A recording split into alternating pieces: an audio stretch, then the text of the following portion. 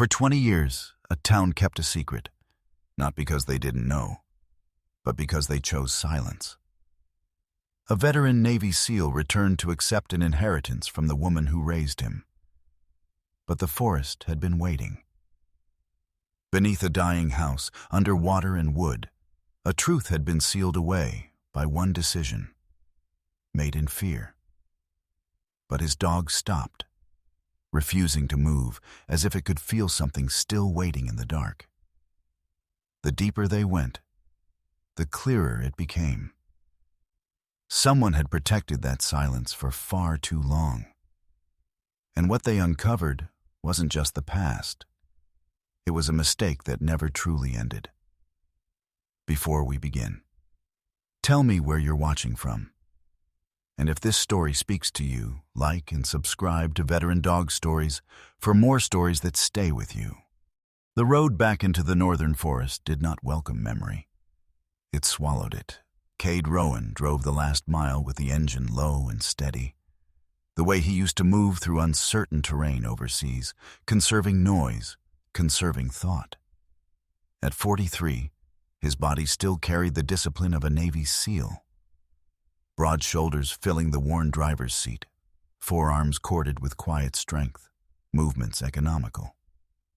His face, sharp and angular, held a permanent tension at the jawline, softened only by the faint stubble that shadowed his cheeks.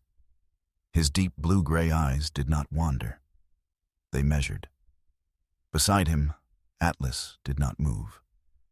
The German shepherd sat upright in the passenger seat, harness strapped across his chest, black and tan coat clean but rugged from years of fieldwork, 5, maybe 6 years old.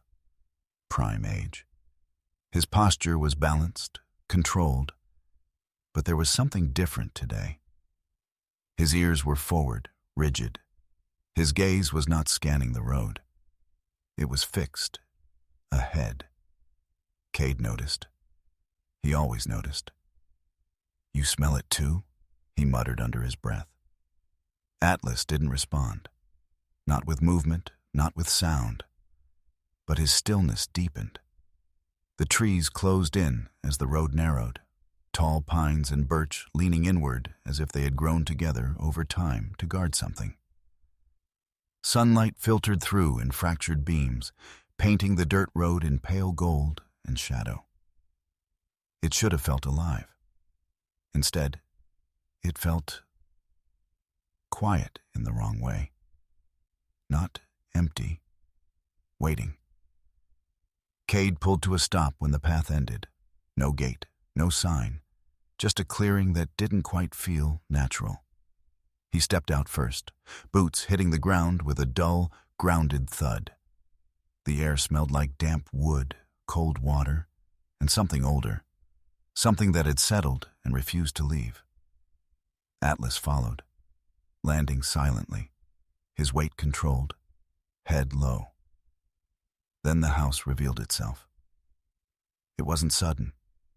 It didn't rise like a structure. It emerged.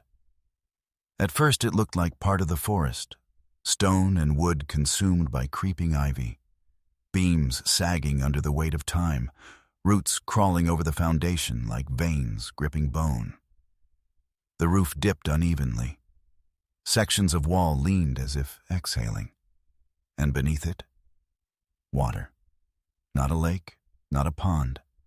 A shallow, still layer of water pooling beneath parts of the structure, spreading outward in dark patches where the ground had sunk. It reflected nothing clearly. Not the sky, not the trees, just distortion. Cade stood still for a moment, reading it. His olive field jacket shifted slightly in the breeze, the fabric worn but dependable, like everything he allowed himself to keep.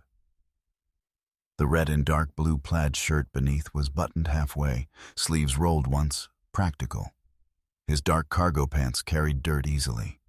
His boots had seen worse terrain, but none of that mattered here, because Atlas hadn't moved.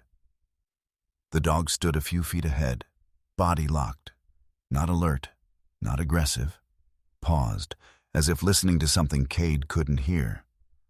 Atlas, nothing. Cade stepped closer, eyes narrowing. He followed the dog's line of sight. The water, just water, still, unmoving, and yet something about it made the back of his neck tighten. He had felt this before. Not here, not like this, but close enough. A place that looked quiet, but wasn't. Inside the house, the air shifted. Cooler, damp, thick with the smell of rot and time. Every step creaked under Cade's weight, wood complaining beneath boots that had once crossed desert sand and steel decks. Here, the enemy wasn't visible. It was patience, decay, silence. The interior was wrong, not destroyed, interrupted. A table stood near the center of the main room, one leg uneven, the surface warped. On it, the faint outline of something once placed there. Maybe a cup, maybe a book. Left a ghost stain in the wood. A chair lay on its side nearby, not broken, just left. As if whoever had been here last didn't finish leaving. Cade moved slowly, scanning. Atlas moved differently. The dog didn't follow behind. He drifted, circling, pausing at points that didn't align with sight. Smell. Always smell. He stopped near a wall where the wood looked newer, slightly different grain, slightly less worn. Cade crouched, fingers brushing the surface. The repair was subtle. Clean. Too clean. "Someone's been here," he said quietly. Atlas gave the smallest exhale. Agreement. Cade stood again, eyes moving toward a shelf half-collapsed near the far corner. Among the debris, something caught the light. A reflective edge. He stepped over, knelt, and pulled it free. A photograph. Old. Edges curled, surface scratched. 3 figures. A woman he recognized instantly. His adoptive mother. Younger, but unmistakable. Her posture straight, her expression composed, but not warm. She had never been warm in the obvious ways. Her kindness had been measured. Precise. Next to her stood a man Cade didn't know. Tall, lean, late 50s maybe. Hair graying at the temples. His face carried a quiet intensity. Eyes sharp, focused. Not on the camera, but slightly off, as if distracted by thought. A scientist, Cade guessed. Or something close. And between them, a girl. 8, maybe 9 years old. Thin, light brown hair falling past her shoulders. Her posture was uncertain, shoulders slightly forward, as if she wasn't used to being photographed. But her eyes were fixed on the man beside her. Trust. Not forced, real. Cade flipped the photo. One word written in fading ink, Ivy. Behind him, a sound. Soft. Not wood, not wind. Water. Cade froze. Atlas reacted first. The dog's head snapped toward the far wall, toward the section where the water pooled just beyond the foundation. His body lowered slightly, weight shifting forward, not in aggression, but in focus. Then he did something Cade had never seen him do without command. Atlas stepped backward. 1 step, then another, and stopped, blocking Cade, not letting him move forward. Cade frowned. Atlas. The dog didn't look at him. His eyes stayed locked ahead. Then, a faint shift. The surface of the water outside the wall rippled. Not from wind. Not from movement above. From beneath. Cade's chest tightened. Not from fear, but from recognition. This wasn't instinct. This was warning. The moment passed. The water stilled again. But Atlas didn't move. And Cade didn't forget. He circled the exterior of the house as daylight thinned into late afternoon. The forest shifted color, greens darkening, shadows stretching longer across uneven ground. The quiet pressed closer now, not empty, but aware. Near the edge of the clearing, he found it. A faint track. Tire marks. Not fresh, but not old enough to belong to the years this place had supposedly been abandoned. Someone had driven out here, recently. Cade crouched, fingers tracing the edge of the impression. The pattern was modern. Deep tread. Not local farm use. Deliberate. Atlas approached, nose low, inhaling slowly. Then he lifted his head, not toward the trail leading away, but back toward the house. Connection. Not departure. Return. Yeah, Cade murmured. They didn't just pass through. He stood scanning the tree line. Nothing moved. But that meant nothing. As the sun dipped, Cade returned to the main structure. The light changed everything. The house no longer looked abandoned. It looked concealed. The water beneath it reflected the dimming sky now. But still imperfectly. Like a memory that refused to settle into clarity. The ivy along the walls shifted gently in the evening breeze, whispering against wood and stone. Atlas walked ahead this time. Slow, measured. He moved along the outer wall, stopping at a section where moss had thickened into a heavy green blanket. The wood there looked older, softer, but something about the alignment felt off. Cade approached. What is it? Atlas didn't paw, didn't bark.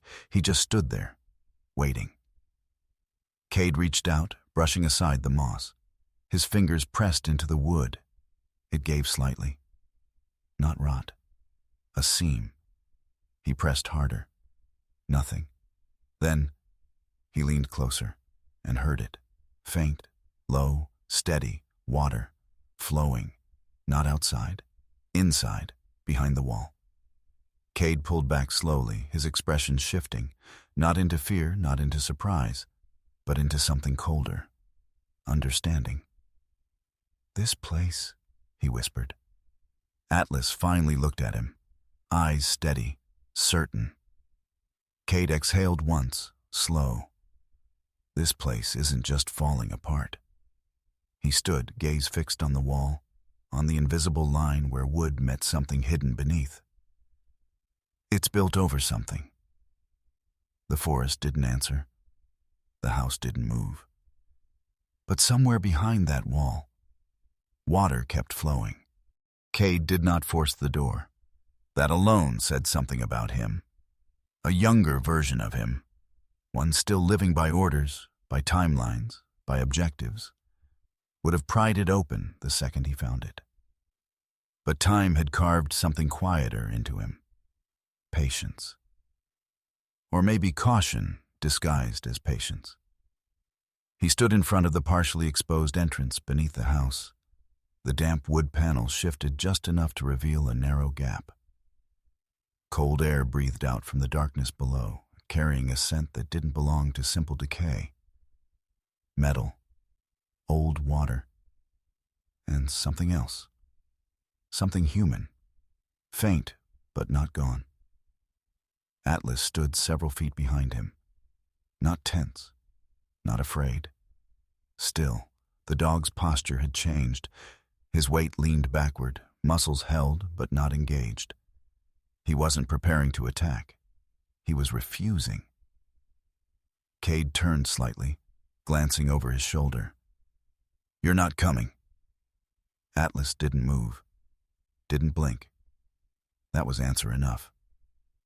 Cade exhaled once, slow, then crouched and widened the gap. The wood groaned, but didn't break. Someone had reinforced it once, long ago maybe, but carefully, not meant to be obvious. The opening led down to a narrow stone staircase, slick with moisture, disappearing into shadow. Cade clicked on his flashlight. The beam cut into the dark. Then he stepped in. The air changed immediately. Cooler, denser. The kind of cold that didn't come from temperature alone, but from depth. From something buried too long. Each step down echoed softly. The sound absorbed more than reflected. The walls weren't raw earth. They were shaped. Smoothed in places. Reinforced in others. This wasn't a cellar. This was designed. Cade moved slowly, scanning as he descended. His boots found each step carefully, avoiding the slickest patches. He didn't rush. He never rushed blind spaces.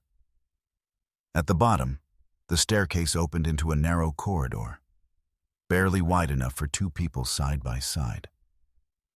The ceiling hung low, forcing him to dip his head slightly. Water ran along one side in a shallow channel carved into the stone. Not flowing fast, just enough to whisper. He crouched beside it, running his fingers lightly through the stream, cold, clean, not stagnant. Drain system, he murmured.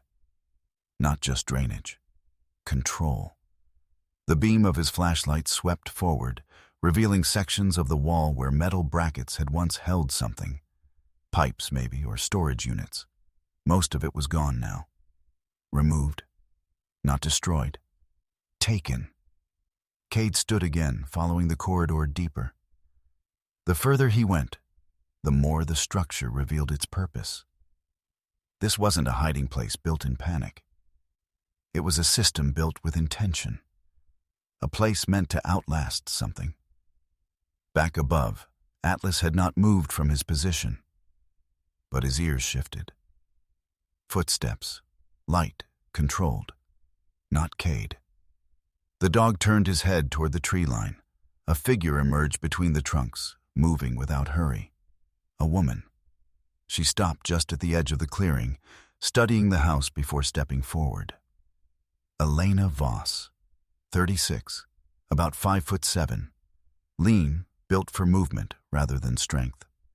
Her moss-green ranger parka blended naturally with the forest, the fabric worn but maintained. Underneath, a gray knit sweater hugged close to her frame, practical against the cold.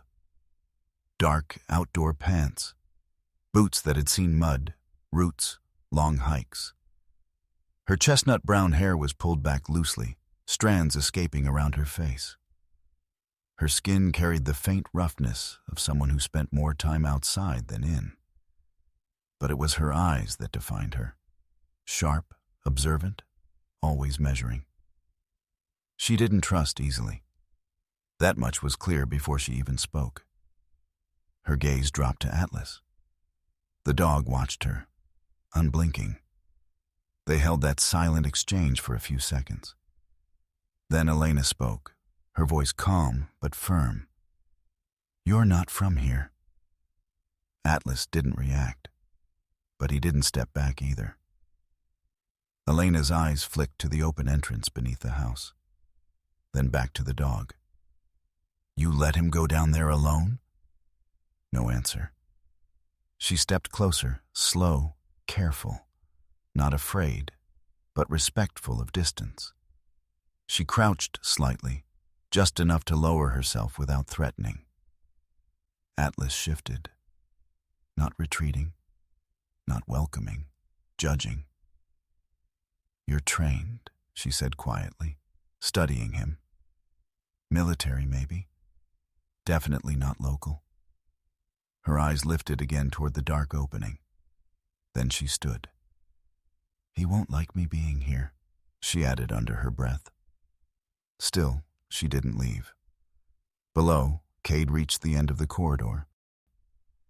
A small chamber opened up, wider than the passage, with a low ceiling and stone walls reinforced with metal plating in certain sections. The air felt heavier here. In the center sat a rectangular object, half buried in silt and debris. A container. Steel. Cade approached carefully, scanning the room first. No movement, No fresh disturbance, just time layered over intention. He crouched, brushing away the grime. The box was sealed, not locked in any conventional sense, but secured with pressure clasps. Old, rusted, but intact, waterproof. He hesitated for a second, not out of fear, out of instinct. Then he opened it. The sound wasn't loud, just a soft release of pressure. But it echoed. Not in the room, in him, inside the box. Not money, not valuables. Paper, stacks of it. Sealed in plastic, layered carefully. Cade pulled one bundle free, slicing open the edge. Handwritten pages. His breath slowed. He knew that handwriting, his adoptive mother's. But the first line he read made his chest tighten, not with recognition, but with something colder. If anyone finds this, it means I waited too long. Not we. Not they. I. Cade froze, eyes scanning further. The words weren't organized. They were fragments, thoughts written over time, not meant to be read in sequence. Harlan said the system would hold. They came sooner than expected. I thought I could manage it. I was wrong. Cade's jaw tightened. This wasn't just observation. This was confession.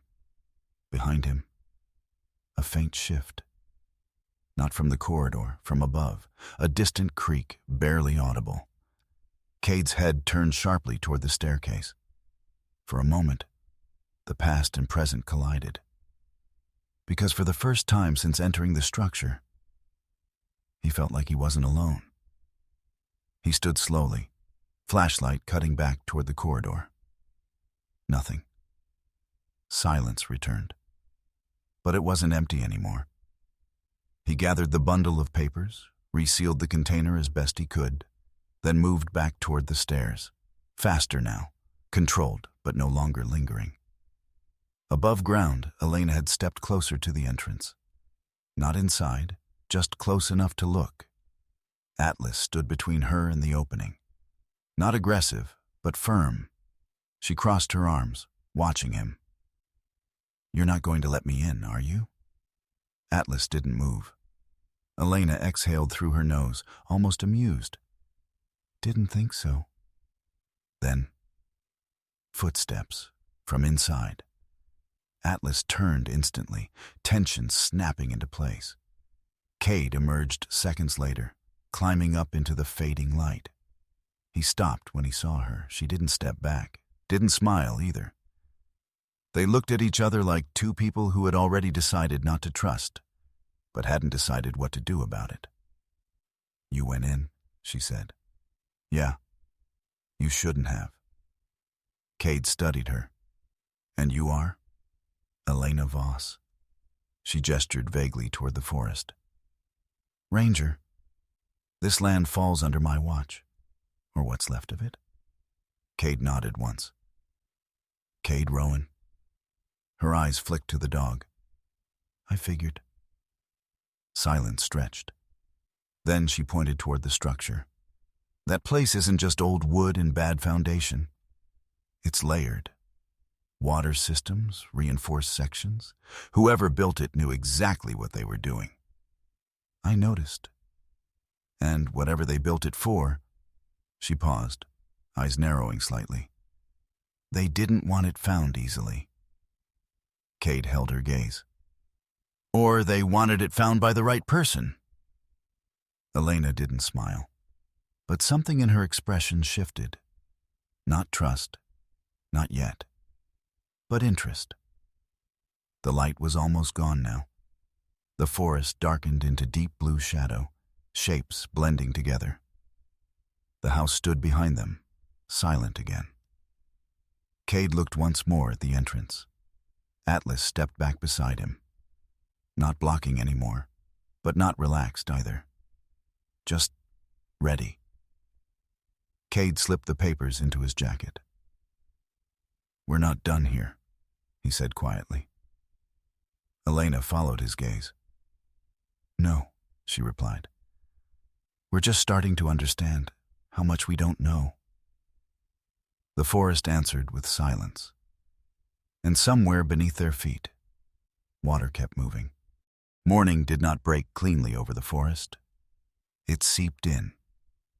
Thin light sliding between branches, touching the house in uneven patches, never fully claiming it. Cade stood on the edge of the clearing, arms folded loosely, the folded pages from the steel box tucked inside his field jacket. He hadn't slept much, not from fear, from alignment. Things were beginning to connect in ways he didn't like.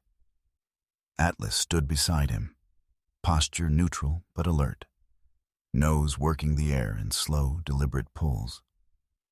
The dog no longer stared at the house the way he had the day before. Now he moved in small arcs, tracing invisible threads only he could follow. Elena approached from the tree line, boots quiet on damp soil. She had tied her hair tighter today.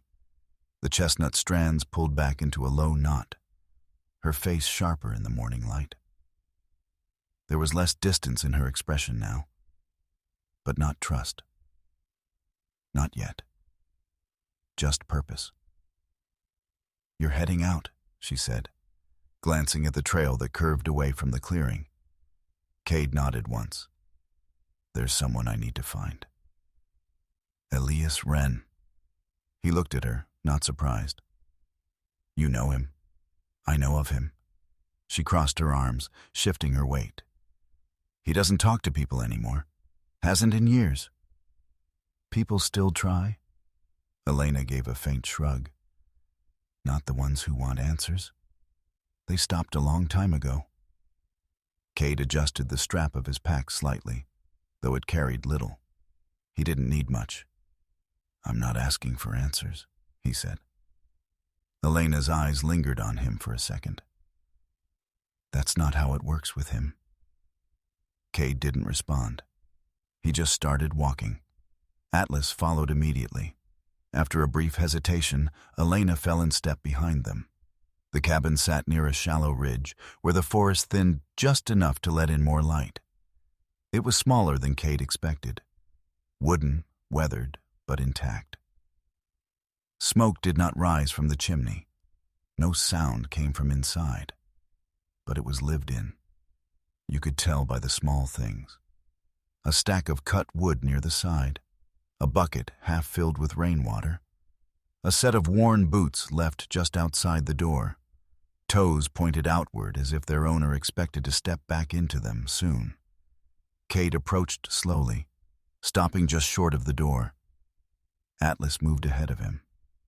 The dog didn't bark, didn't scratch. He simply sat, waiting. There was a long pause. Then the door creaked open. Elias Wren stood in the doorway like a man who had forgotten how to be seen. 74, maybe a little older. His frame was thin, shoulders slightly hunched, not from weakness, but from years of bending inward. His hair, once dark, had faded into a brittle white gray, thinning at the crown but still uncut, falling unevenly around his ears. His face was carved with deep lines, creases not just from age, but from restraint, from things not said. His eyes, though, they were clear, sharp in a way that didn't match the rest of him. They moved past Cade, to Atlas. And for the first time since Cade had known him, Atlas lowered his head. Not submission, recognition. Elias exhaled slowly, something shifting behind his eyes. "I wondered if one would come back," he murmured. Cade studied him carefully. "You've seen dogs like him before." Elias nodded faintly. Not like him, but close enough. His voice was rough, not from disuse, but from something heavier, like every word had to pass through something before it could leave. Elena stepped forward slightly. "Elias, this is—" "I know who he is," Elias cut in quietly, his gaze returning to Cade. "You have her eyes, not the color, the way they measure before they trust." Cade didn't react outwardly. Inside, something tightened. "You knew her," he said. Elias stepped back, opening the door wider. "I knew more than I should have." Inside, the cabin was simple. One room divided loosely by function rather than walls. A small table near the center, a chair worn smooth by use, a narrow bed against the far side. Tools hung neatly along one wall, old but maintained. Not for show, for necessity. Elias moved slowly, but not weakly. Every step had intent. He gestured to the table. "Sit." Cade remained standing. Elena leaned against the wall instead. Atlas lay down near the doorway. But his eyes never left Elias. The old man noticed.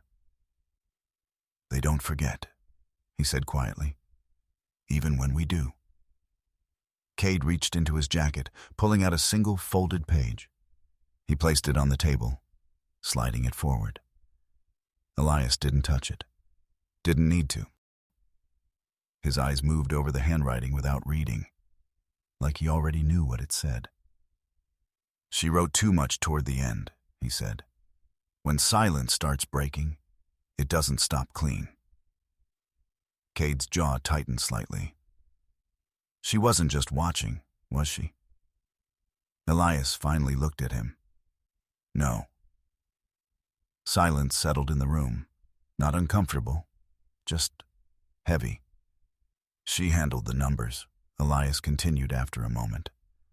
"The funding, the transfers, the things no one pays attention to, until they need to." "For the project," Elena added quietly. Elias nodded once. "Harlan's project, yes, but also for the men who wanted it." Cade's eyes narrowed slightly.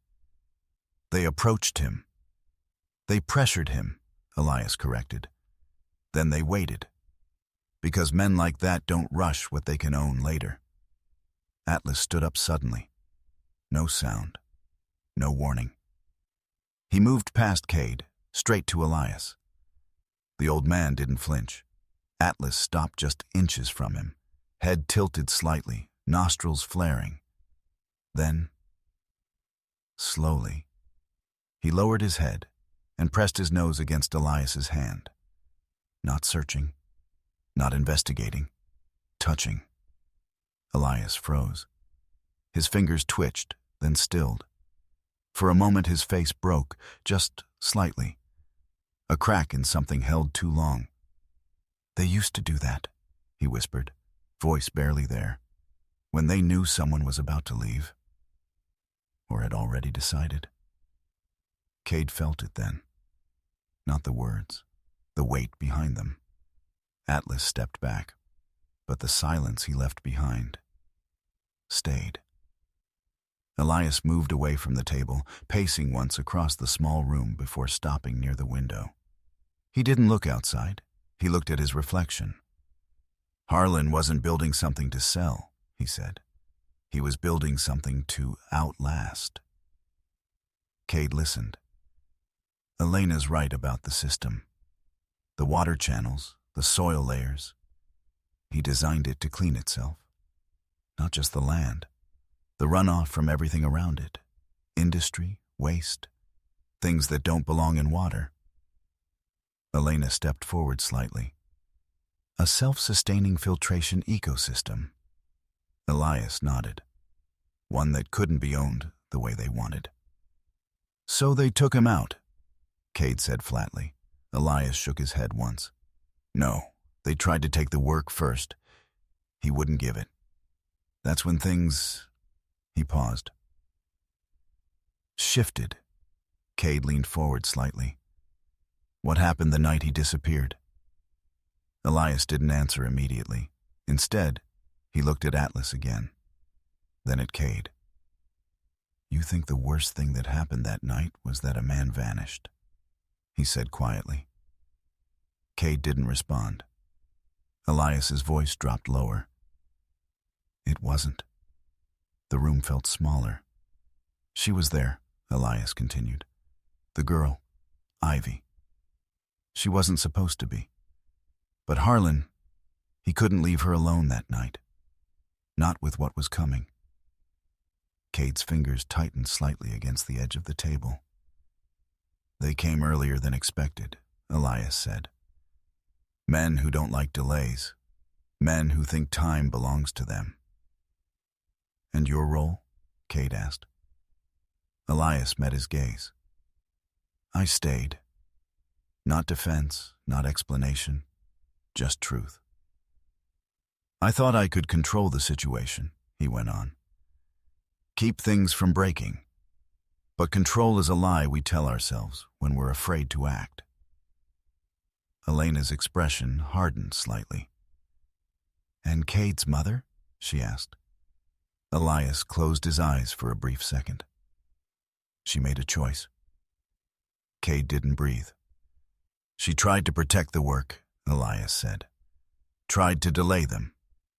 Tried to buy time. And? Elias opened his eyes. She closed a door. The words landed without force. But they didn't need it. She thought she was keeping them out, he added quietly. She didn't realize who she was keeping in. Silence followed. Heavy, unavoidable. Cade stood slowly. Not in anger, not yet. But something inside him shifted. She knew, he said. Not a question. Elias didn't deny it. She knew enough to regret it, he said. Not enough to fix it. Atlas moved closer to Cade, brushing lightly against his leg, grounding, present. Cade looked down at him for a second, then back at Elias. And the girl? Elias's gaze flickered, just for a moment, then steadied. She didn't disappear the way people think, he said. That was all. But it was enough, because for the first time, this wasn't a story about something that ended. It was a story about something left unfinished. Outside, the forest seemed brighter, or maybe Cade just saw it differently now. He stepped away from the cabin, Elena beside him, Atlas moving slightly ahead. No one spoke for a while. Finally, Elena broke the silence. You believe him? Cade didn't answer immediately. He watched Atlas move, the dog pausing at certain points along the path, adjusting direction slightly each time. Not random. Never random. I believe, Cade said slowly, that whatever happened isn't done yet. Elena nodded once.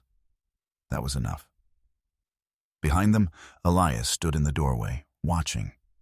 Not calling them back, not stopping them, just watching. Like a man who had already made his choice long ago, and now had to live with what came after. The forest held its breath that afternoon. Not in silence, but in restraint. The kind that came before something gave way. Cade stood at the edge of the greenhouse ruins, hands resting loosely at his sides, though nothing in him was relaxed. The structure leaned inward like a broken rib cage, its glass panels shattered or clouded by years of moisture and moss. Vines had crept through the frame, weaving themselves into the skeleton of the building as if trying to stitch it back together. But beneath the decay, the design was still visible. Intentional. Precise.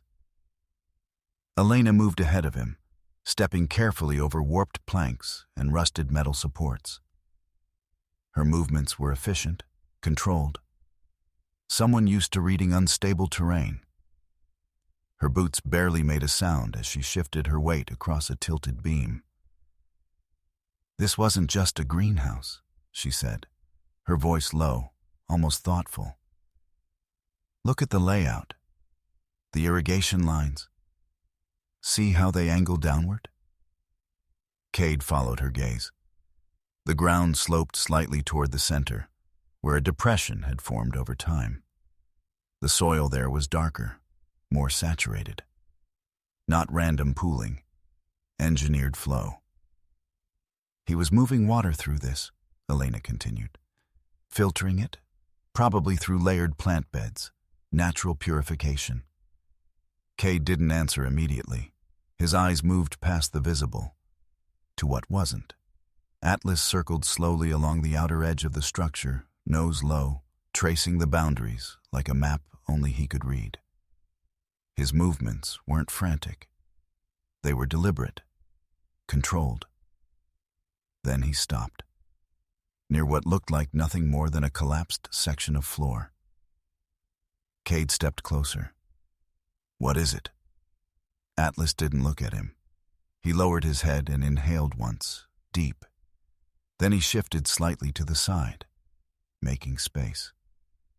Cade crouched, brushing away debris, rotted wood, damp leaves, a layer of soil that had settled over time. Beneath it, something solid resisted his touch.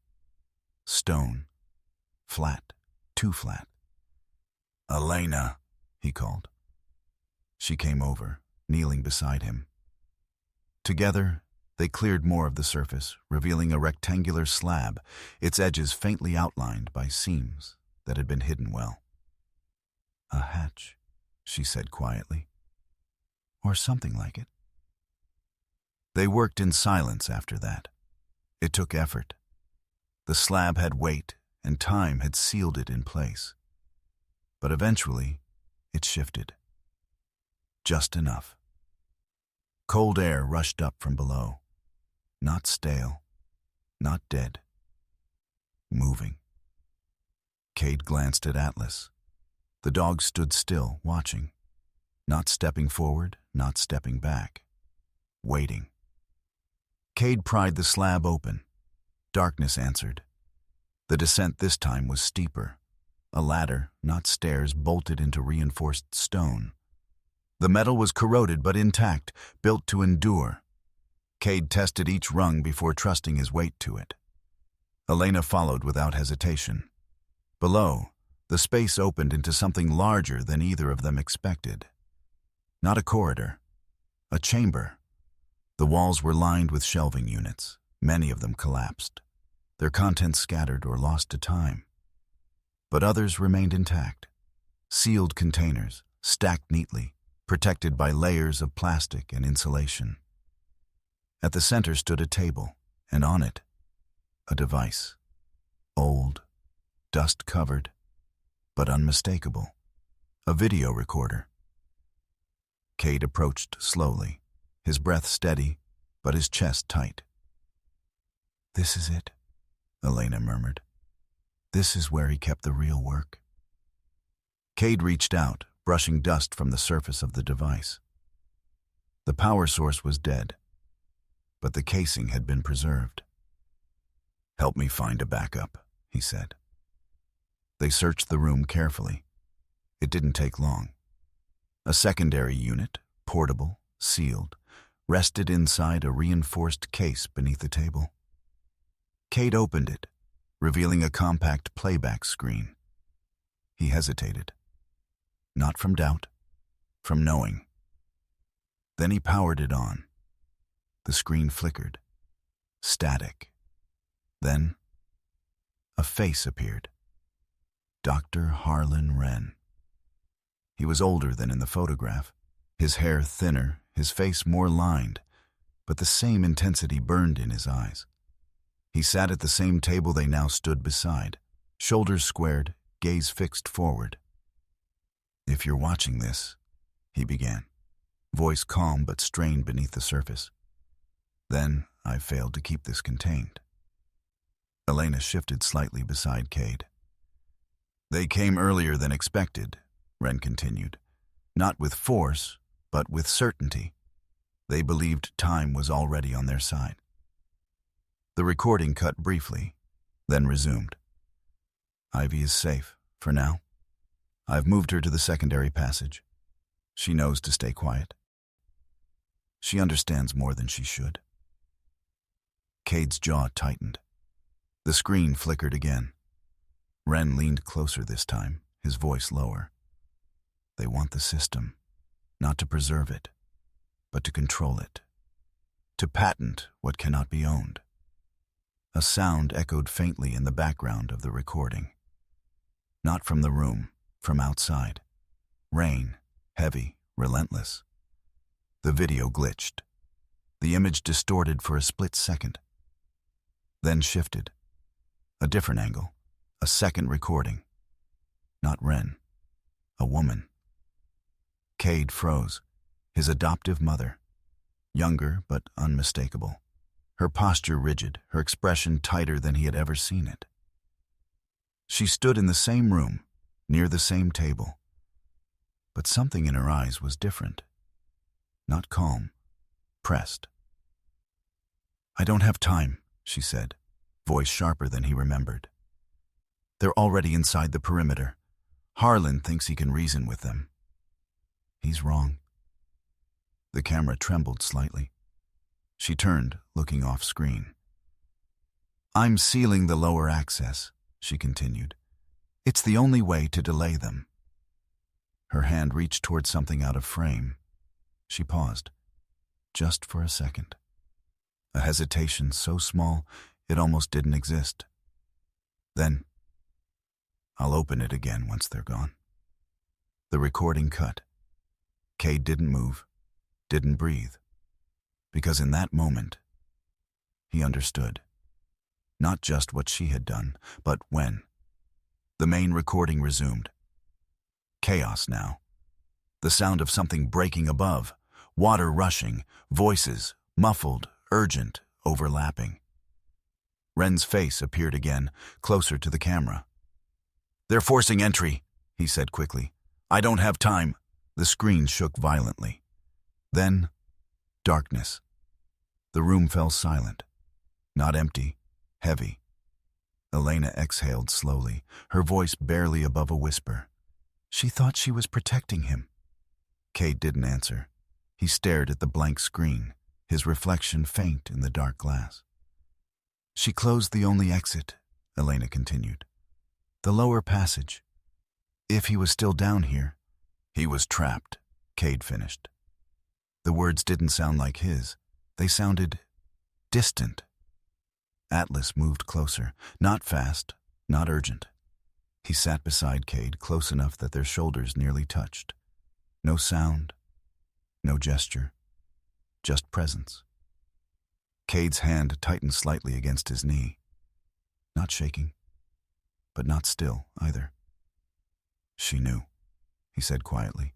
Elena didn't argue. "She knew enough to make the choice," she said. "Not enough to understand the cost."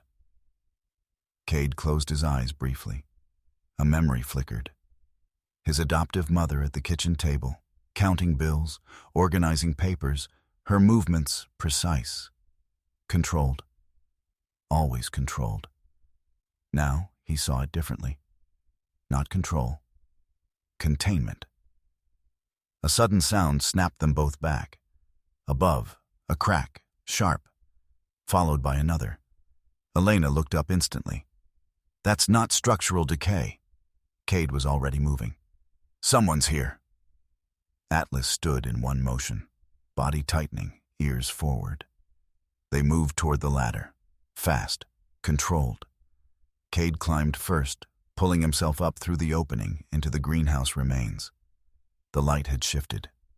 Darker. But not from the sun. Smoke. Thin at first, but growing. "Elena!" he called down. "Move!" She climbed quickly, emerging just as the smell intensified. Burning, not natural, not accidental. Flames licked along one side of the structure, feeding on the driest remains of wood and creeping vines. It wasn't a wildfire. It was placed, directed. Cade scanned the perimeter. No one visible. But the fire. It had started at multiple points. Elena grabbed his arm. "We have to get out. This whole structure could collapse." Cade hesitated. Just for a second. Then he turned back toward the opening. The recorder. "No time. I'm not leaving it." Atlas barked once. Sharp. Cade looked at him. The dog wasn't facing the fire. He was looking toward the far edge of the clearing. Alert. Focused. Someone was still out there, watching. Cade made the call. Go! He grabbed the backup unit, shoving it into his jacket, then followed Elena and Atlas out of the structure as the flames surged higher behind them. Wood cracked. Glass shattered. The greenhouse groaned like something alive being torn apart. They didn't stop running until they reached the tree line. Only then did Cade turn back. The fire consumed the structure now, smoke rising into the sky in dark spirals. Not random, not wild, deliberate. Someone had tried to erase it, erase everything. Cade's expression hardened. Not anger, not yet. Something colder, more precise. They know, Elena said quietly. Cade nodded once. They always did. Atlas stood at his side, gaze still fixed on the burning structure. But Cade knew. The fire wasn't what held the dog's attention. It was what had just slipped away into the trees. Unseen, unfinished. The fire had burned itself into silence by morning. Smoke still clung to the trees in thin gray ribbons, rising lazily into a sky that looked too clean for what had happened beneath it. The greenhouse was no longer a structure, just a blackened skeleton, warped beams leaning inward. Glass melted into jagged shapes that caught the light like broken mirrors. Cade stood at the edge of it, unmoving. His olive jacket carried the faint scent of smoke now. It would stay there. He didn't bother brushing it off. Atlas moved carefully through the perimeter, nose low, stepping around charred wood and brittle ash. The dog's coat remained clean, but his movements had sharpened. Less exploratory now, more deliberate. Every step measured. Elena approached from behind, her boots crunching softly over gravel and debris. "You didn't sleep," she said. It wasn't a question. Cade didn't turn. "Did you?" She exhaled faintly. "No." Silence followed. Not uncomfortable. Just heavy with things neither of them had said yet. Cade finally stepped forward, crouching near the outer edge of the burned structure. He brushed aside a layer of ash, revealing darker soil beneath. "Accelerant," he muttered. Elena knelt beside him. "You're sure?" He nodded once. Pattern's wrong for natural spread. It climbed too fast, too clean. She glanced toward the tree line. So whoever came back didn't just watch. They acted. Atlas stopped suddenly, not far from where they stood. His head lifted, ears forward, body angled toward a section of ground just beyond the burned area. He didn't bark, didn't move closer. He froze. Cade noticed immediately. He stood, stepping toward the dog. "What is it?" Atlas didn't respond. But he didn't step forward either. He just held position. Cade frowned slightly. Then he stepped past him. The ground looked stable, just soil and debris, softened by moisture, but not obviously dangerous. Cade tested it with his boot. Firm. He shifted his weight forward. "Cade?" Elena's voice was sharp, but he didn't stop. Another step. Then a crack. Not loud, but deep. The ground beneath his foot gave slightly. Cade froze. Atlas moved. Not forward, sideways, placing himself directly in front of Cade, blocking him. The dog's body was rigid now, muscles tight, eyes locked, not on Cade, but on the ground ahead. "Back," Elena said quietly. Cade didn't argue this time. He shifted his weight backwards slowly, step by step. The moment his foot left the unstable section, the ground collapsed. Wood snapped beneath the surface, hidden beams breaking under their own rot. The earth sank inward, revealing a hollow space below, dark, jagged, unstable. Elena let out a breath she hadn't realized she was holding. That would have taken you down. Cade stared at the opening, then at Atlas. The dog stood still again. Not proud, not relieved, just certain. Cade exhaled slowly. Yeah, he said under his breath. This time it wasn't directed at the dog. It was directed at himself. They circled the collapse carefully, finding a safer approach. The exposed cavity revealed more than just structural decay. It revealed intent. Support beams had once reinforced the area beneath the greenhouse. Deliberate construction, now weakened over time. But among the debris, something else caught Elena's eye. "Wait," she said, crouching. She reached into the edge of the collapse, pulling free a piece of fabric caught between splintered wood. Small, faded, child-sized. Cade took it from her hand, turning it over. Soft material, worn thin with time. The stitching along one edge was uneven, as if repaired more than once. Atlas stepped closer this time, lowering his nose toward the fabric. He inhaled. Once. Then again. Longer, deeper. His posture shifted. Not tense, not alarmed, but focused in a way Cade had learned to recognize. Connection. "This isn't just debris," Elena said quietly. "This was worn." Cade nodded slightly. "By a kid," he said. The word hung in the air longer than it should have. They didn't speak much on the way back to town. The road felt different now, not because it had changed, because Cade had. He drove slower, hands steady on the wheel, eyes fixed ahead. Atlas sat beside him, calm but alert, his presence grounding in a way Cade hadn't allowed himself to rely on before. Elena broke the silence first. "There's something you need to see," she said. Cade glanced at her briefly. "What?" She hesitated, not from uncertainty, but from weighing how much to say. "Records," she said finally. "County archives, missing persons, unidentified minors, cases that don't line up clean."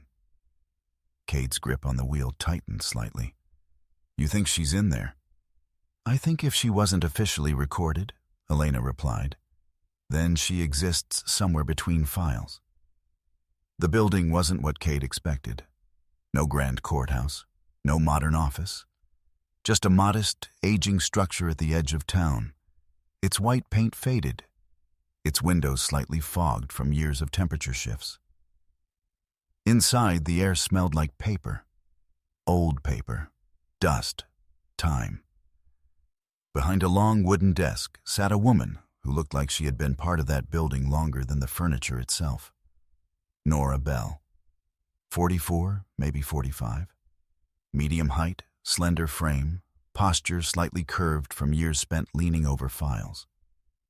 Her hair, a soft brown with hints of gray, was pulled into a loose bun at the back of her head. Strands escaped around her face, framing features that were neither soft nor hard, just observant. Her eyes were the kind that noticed patterns others ignored. She looked up as they entered. "You're not from around here," she said, her voice calm, not unfriendly, but not welcoming either. Cade stepped forward, looking for records. Nora studied him for a moment, her gaze lingering just long enough to read more than his words. "Everyone who comes in here is looking for something," she said. "Few of them find what they think they're going to." Elena stepped beside him. "We need access to historical intake records, around 20 years back." Nora's expression shifted slightly. Not resistance, interest. "That far back," she said slowly, "things get less organized." "Or more intentionally misplaced," Elena replied. A faint smile touched Nora's lips.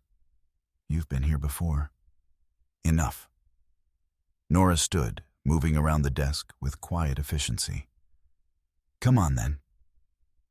The archive room was colder than the rest of the building, not by temperature alone. Rows of shelves stretched into dim corners, filled with boxes, folders, files that had been handled, forgotten, handled again. Nora moved through them without hesitation, her fingers brushing labels without needing to read them fully. "This is where things end up when no one wants to decide what they are," she said. She stopped at a lower shelf, pulling out a thin box. "Unidentified minors," she added. Cade stepped closer. Nora opened the box.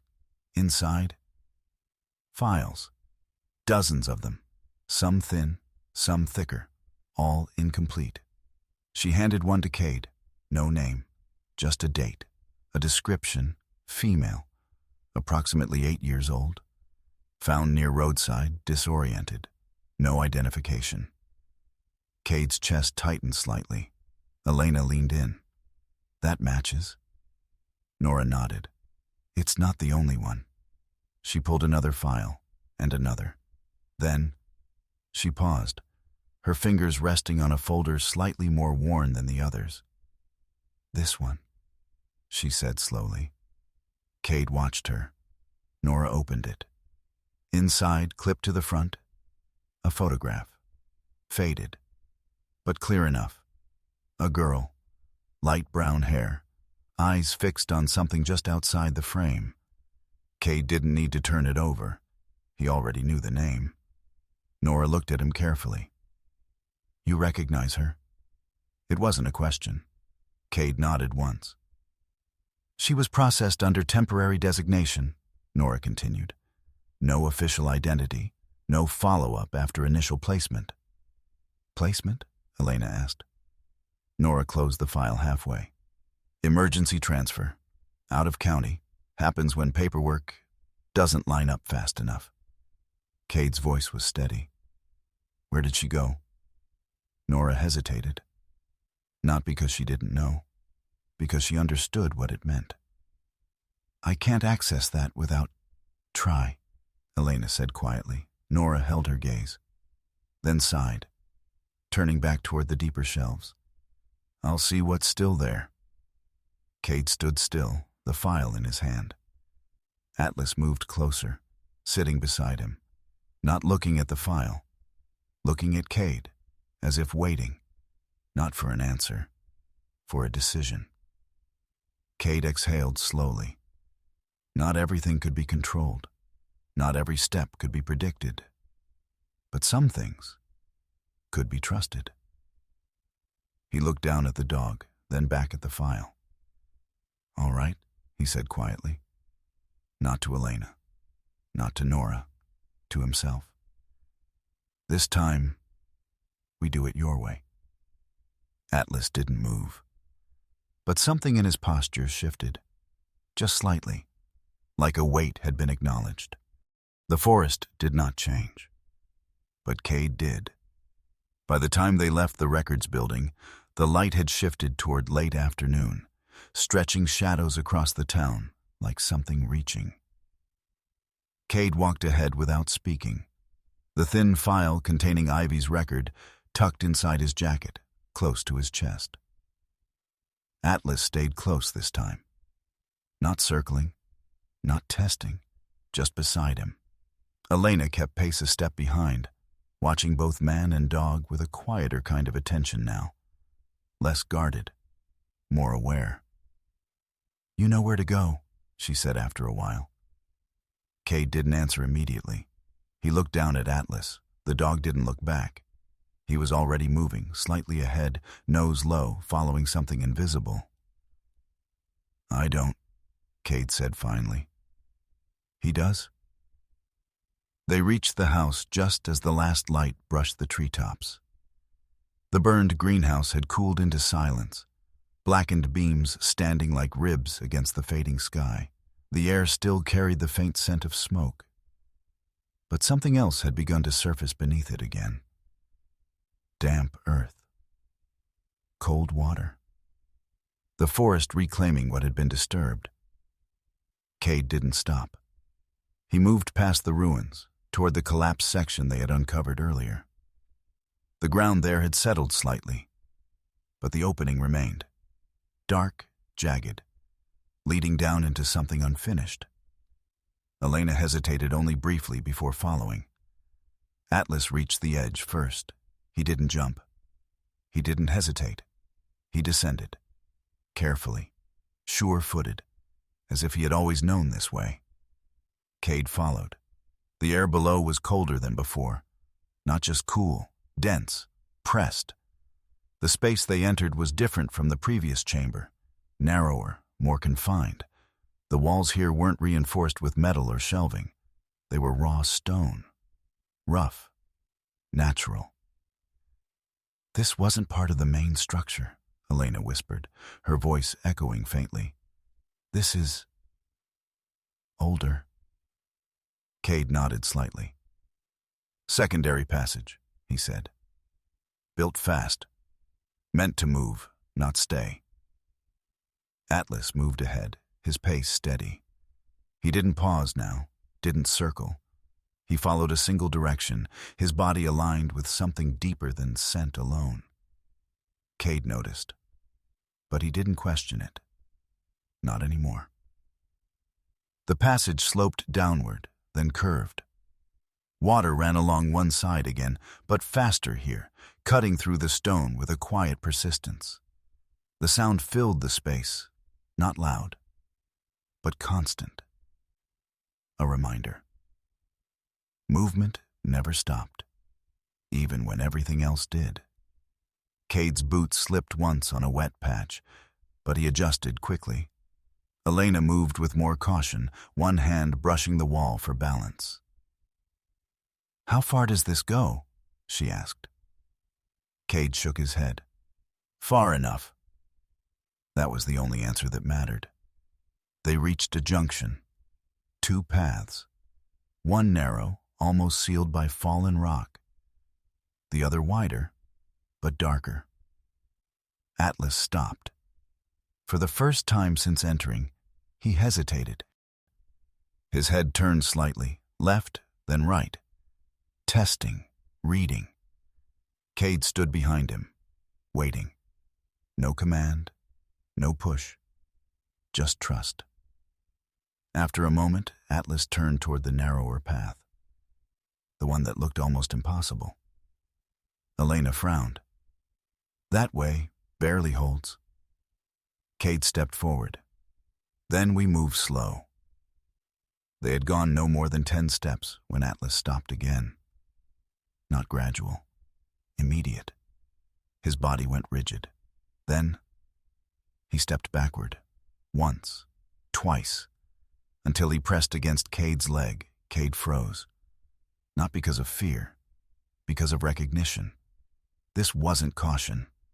This was refusal. Cade looked ahead. At first there was nothing.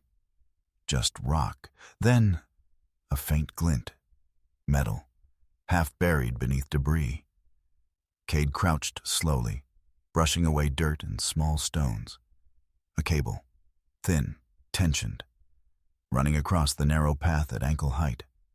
Elena's breath caught slightly. "That's not old." Cade's eyes hardened. "No." He followed the line with his gaze. It disappeared into the wall. Improvised, recent. Someone had set it, not to warn, to trigger. He looked down at Atlas. The dog didn't move, didn't relax, just held position. Cade exhaled slowly. "You saved us again." Atlas didn't react, but the space between them shifted, just enough. Cade carefully stepped over the wire, guiding Elena behind him. They moved slower now, not because the path demanded it, because someone else had been here, recently, and they hadn't come to preserve anything. The tunnel opened suddenly, not into a room, into space, a natural cavern carved by water over years, maybe decades. The ceiling rose higher here, allowing their breath to expand again.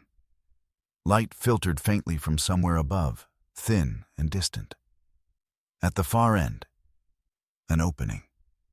Not large, but clear, a way out.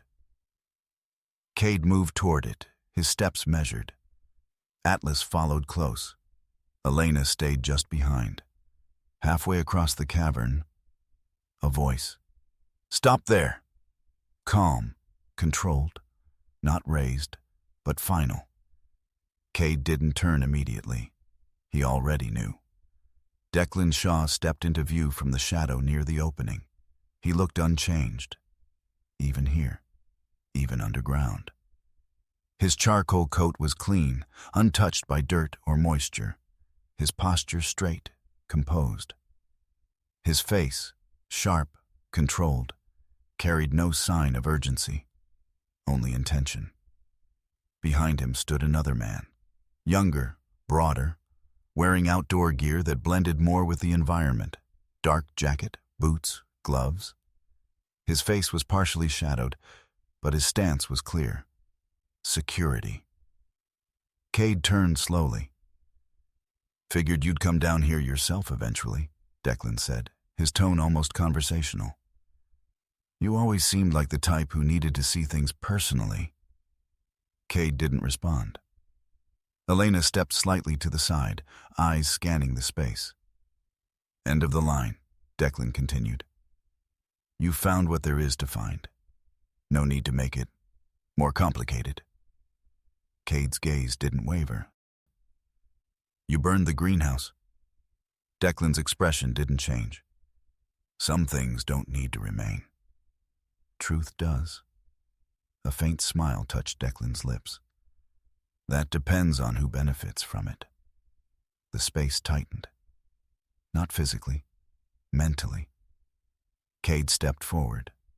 Just one step. The guard shifted slightly. Not aggressive, ready. Atlas moved. Not forward, sideways, positioning. Cade felt it. Adjusted. No words, no signals. Just instinct aligning. The confrontation didn't explode. It shifted. Cade moved first, not with speed, but with precision. One step angled, forcing the guard to adjust his stance. Atlas reacted instantly, cutting low across the man's path, forcing a misstep. The guard stumbled, not falling, but losing balance. That was enough. Cade closed the distance, disarming him in a single motion. No excess movement, no wasted energy. The man hit the ground hard, breath knocked from him. Declan didn't move, didn't react. He simply watched. "Efficient," he said quietly. Cade turned toward him. "You could have walked away," Declan added. "You still can." Cade's voice was calm. "No." Declan tilted his head slightly. "Because of him?" he asked, glancing briefly at Atlas. "Or because of what you think this means?" Cade didn't answer. Declan stepped back once, hands lowering slightly. Not in surrender, but in acknowledgement. "You think you're restoring something," he said. "Fixing a mistake." His eyes met Cade's. "You're not."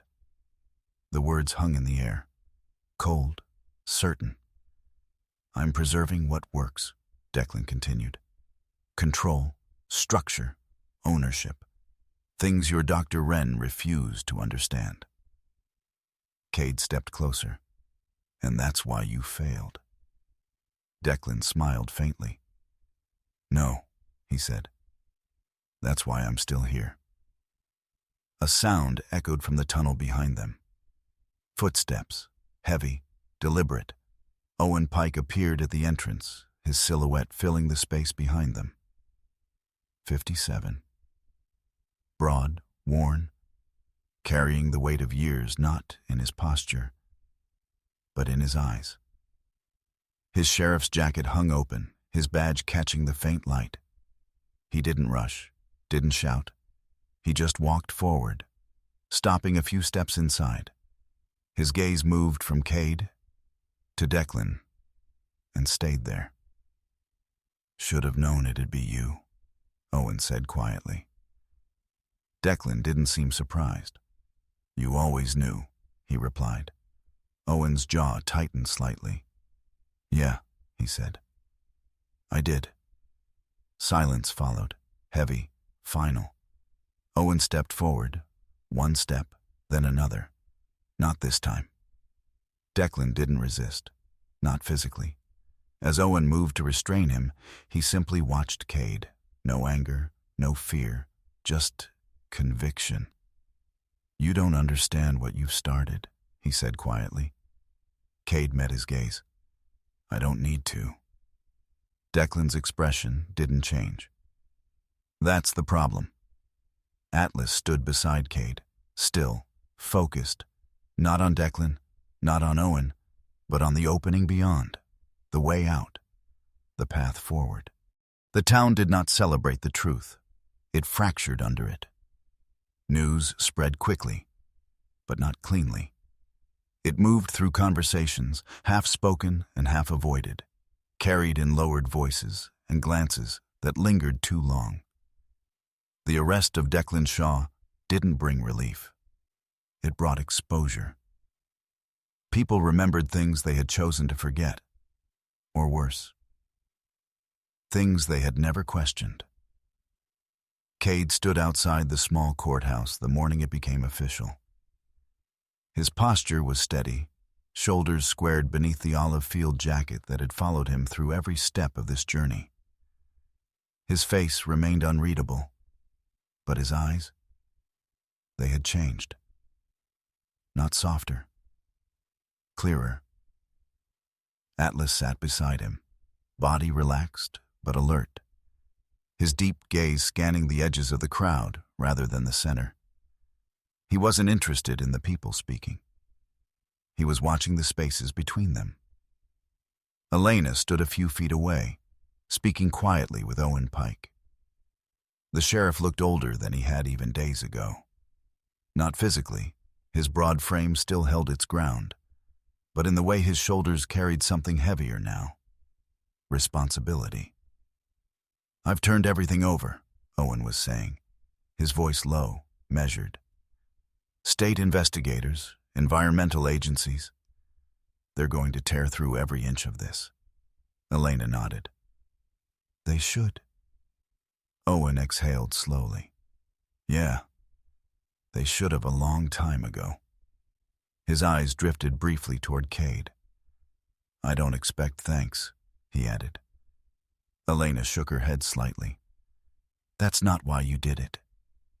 "No," Owen said. "It isn't." The project was frozen within 48 hours. Legal notices went up. Boundaries were drawn.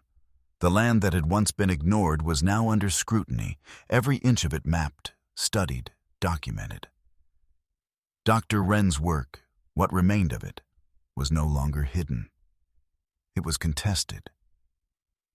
That was the part no one talked about openly. Because even with the truth revealed, there were still those who believed it should have been handled differently. Controlled. Contained. Sold. Cade didn't involve himself in those conversations. He had done what he came to do. Or at least, what he thought he had. It was Elena who found the final thread. 3 days after the arrest, she stood at the edge of the old records building, a folder in her hand, her expression more focused than Cade had seen before. "I found the transfer," she said as he approached. Cade stopped a few feet away. "Where?" "Out of state," she replied. "Emergency placement. No name attached, just an intake code and a receiving institution." "Which one?" Elena hesitated, then handed him the file. "Private care facility. Closed down 12 years ago." Cade read the line once, then again. "Any records after that?" "Minimal," she said, "but enough." He looked up. "She didn't disappear," Elena added. "She was reassigned. New identity." Cade's chest tightened slightly. "And now?" Elena met his gaze. "She's still out there." Her name wasn't Ivy anymore. It hadn't been for a long time. She lived 2 states over, in a small town that didn't make the news for anything important. The kind of place where people came when they wanted quiet, not attention. Cade didn't expect recognition. He didn't expect memory. What he wasn't prepared for was the feeling. They saw her before she saw them. She stood near the edge of a narrow road, a small wooden fence behind her, fields stretching beyond in muted greens and golds. The wind moved through her hair, light brown, longer now, falling past her shoulders in uneven waves. She wasn't fragile, but there was something in the way she stood, slightly turned inward, like someone who had learned to take up less space without realizing it. 26, maybe 28, hard to tell. Time had shaped her differently. Her face carried no clear memory of the past. But her eyes held distance. Not emptiness, just something missing. Atlas stopped walking, not abruptly, gradually, as if something inside him had aligned. Cade felt it, didn't question it, didn't rush it. They approached slowly. She turned when she heard them, and for a moment, nothing happened. No recognition, no reaction, just a polite, guarded look. "Can I help you?" she asked. Her voice was soft, steady. Cade opened his mouth, then stopped, because Atlas moved. The dog stepped forward, slow, deliberate, not invading her space, not demanding attention. He stopped just within reach and sat, the same way he had that first day at Elias's door, waiting. The woman's eyes dropped to him. Something shifted, not in her expression, deeper. Her hand moved without instruction, fingers brushing lightly against the top of Atlas's head. The dog didn't move, didn't react. He simply leaned into the contact. Just enough. And in that moment, something broke. Not loudly, not visibly, but real. Her breath caught slightly, her fingers stilled. She said softly, her voice uncertain now. "That's strange." Cade watched her carefully. "What is?" he asked. She hesitated, then shook her head, almost dismissing it. "Nothing, just feels familiar." She pulled her hand back slightly, studying Atlas again. "I've never seen him before," she added quietly. Atlas looked up at her, and for the first time, he made a sound. Not a bark, not a whine, something softer, almost recognition. Her name now was Lena Hart, a name given to her, not chosen. She lived alone, worked at a small local library, kept routines that didn't invite disruption. Her life was quiet, structured, contained, safe, but not complete. Cade didn't tell her everything, not at once. Some truths had to be approached, not delivered. They spoke for a long time, about small things first, where she grew up, what she remembered, which was very little before a certain age. 8, she said, frowning slightly. That's when things start making sense. Before that, it's just pieces. Cade nodded. That matched. Everything. Elena filled in the gaps carefully, explaining just enough to open the door without forcing it wide. And through it all, Atlas stayed close, not guarding, not watching, present. When they returned to the house days later, Lena walked slower than the others, not out of fear, out of something harder to define. Recognition without memory. The structure stood as it always had, aged, rooted, imperfect, but no longer silent. not entirely. Lena stepped onto the edge of the clearing, her gaze moving over the house, the ground, the water beneath.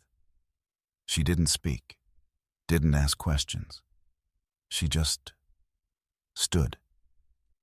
Then slowly, she moved toward the water. Cade watched her, didn't interfere. Atlas followed at a distance, not leading, not guiding, allowing.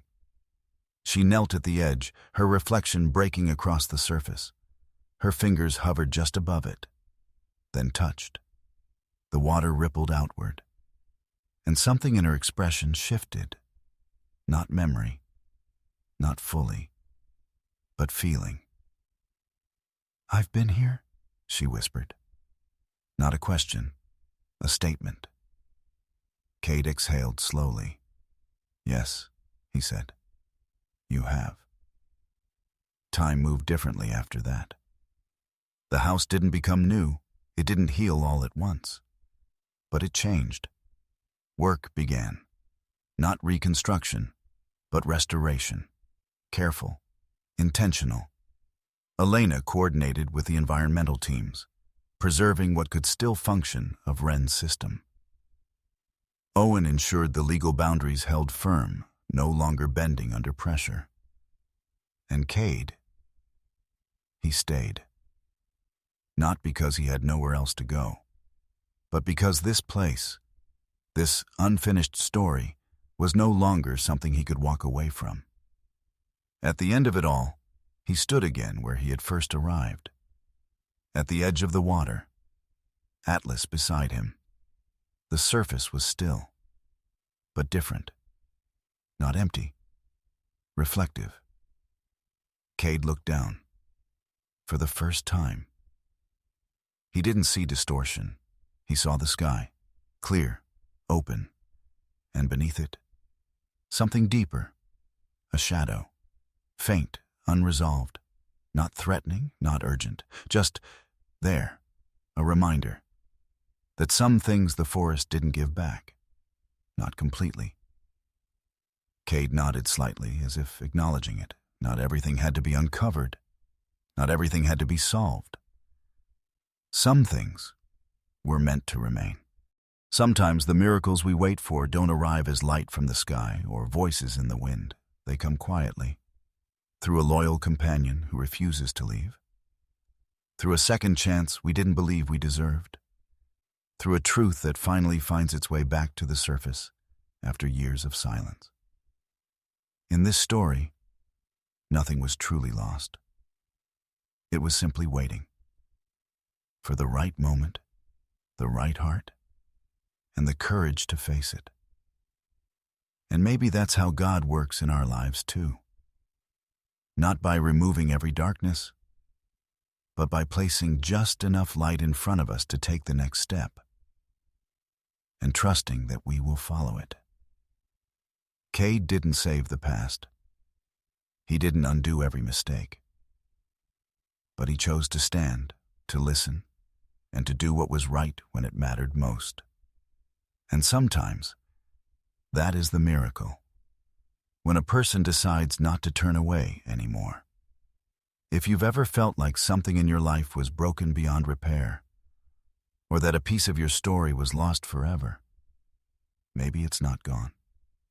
Maybe it's waiting for you to come back to it with faith, with courage, and with a heart that's willing to see again.